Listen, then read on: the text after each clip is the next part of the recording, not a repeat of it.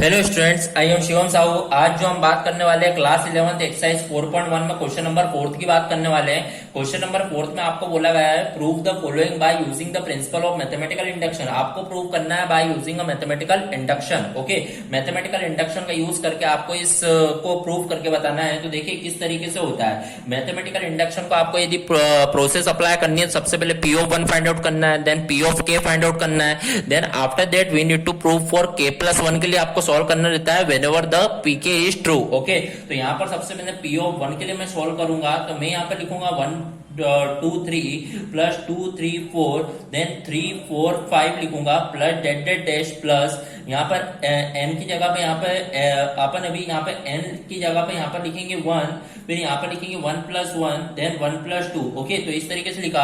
अब यहाँ पे n की जगह पे मैं 1 लिखूंगा, तो 1 इंटू 1 प्लस 1 यहाँ पे होगा 2, 1 प्लस 2 यहाँ पर होगा 3, 1 प्लस 3 यहाँ पर होगा 4। होल अपॉन में जो मैं देख रहा हूँ वो 4 है, 4 से 4 कैंसल। इट मीन मैं देखूंगा पी ऑफ 1 जो आएगा 2 3 या कितना आ जाएगा 6। तो इस तरीके से पी ऑफ 1 कितना आपका फाइंड आउट हो चुका है, 6 फाइंड आउट हो चुका है।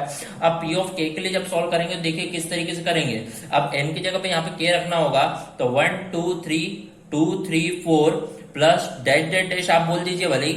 यहाँ पर n की जगह पे यहाँ पे k then k plus 1 then k plus 2 whole upon में आप देखें यहाँ पर कुछ भी नहीं है, यहाँ पे simple is equal to n की जगह पे यहाँ पे k देन k प्लस 1 है देन k प्लस 2 है देन k प्लस 3 है। ओके, इस तरीके से है।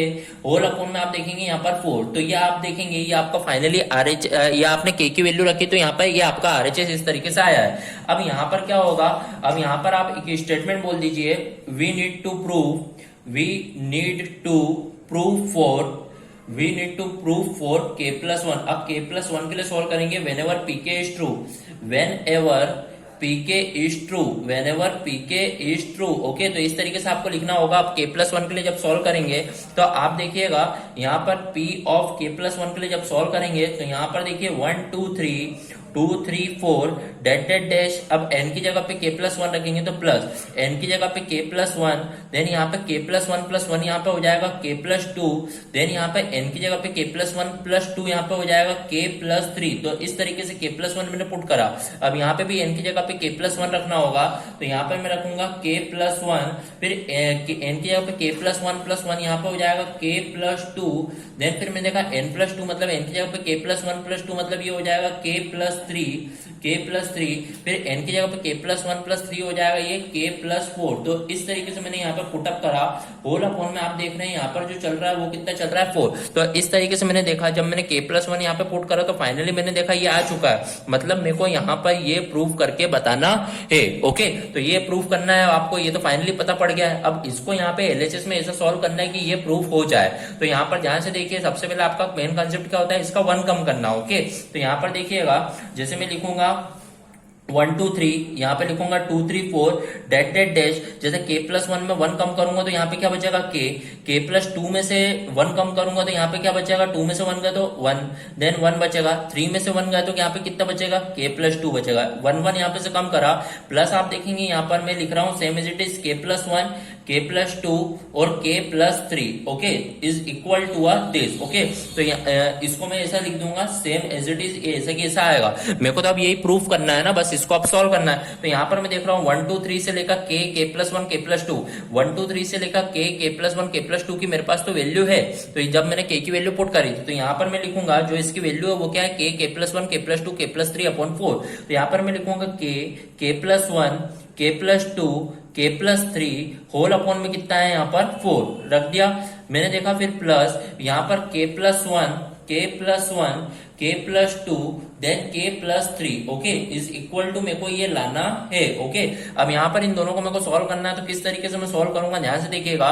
मेरे को यहाँ पर जब मैं देखा k plus 1 k plus 2 k plus 3 यहाँ पर कॉमन आ रहा है तो कॉमन लूंगा k plus 1 k plus 2 k plus 3 यहाँ पर कॉमन आया तो मैंने कॉमन लिया। तो ब्रैकेट में मैंने देखा बचेगा k अपॉन 4 प्लस यहाँ पर बचेगा 1 और इज इक्वल टू मेरे को यहाँ पर ये same as it is prove करना है। ओके, तो यहाँ पर देखिए किस तरीके से मैं प्रूव करूंगा।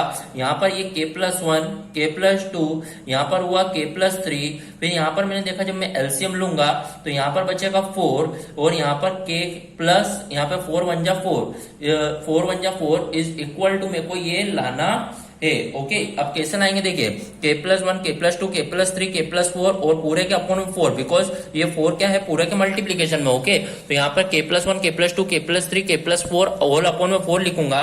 तो यहाँ पर मैं लिख के आपको बता देता हूं, जैसे यहाँ पर लिखूंगा k+1 k+2 k+3 k+4 whole upon में यहाँ पर मैंने लिख दिया ये 4। तो मैंने देखा मेरा फाइनली ये आ चुका है। और मेरे को जो प्रूव करना था वो क्या प्रूव करना था, देखिएगा मेरे को जो प्रूव करना था k+1 k+2 k+3 k+4 upon 4 ही तो लाना था। तो मतलब यहाँ पर मैं बोल सकता हूँ कि मेरा यहाँ पर क्वेश्चन क्या है, प्रूव हो चुका है। ओके, तो इस तरीके से आपको यहाँ पर प्रूव करना होता है। ओके, तो यहाँ पर आपका LHS और RHS दोनों इक्वल हो चुके हैं, तो आप यहाँ पर बोल सकते हैं कि आपका यहाँ पर क्वेश्चन क्या हो चुका है, हेंस प्रूव्ड हो चुका है। So here our question number 4 of exercise 4.1 of 11th class is completed. If any doubt in this question, then comment in the comment box. Okay, thank you.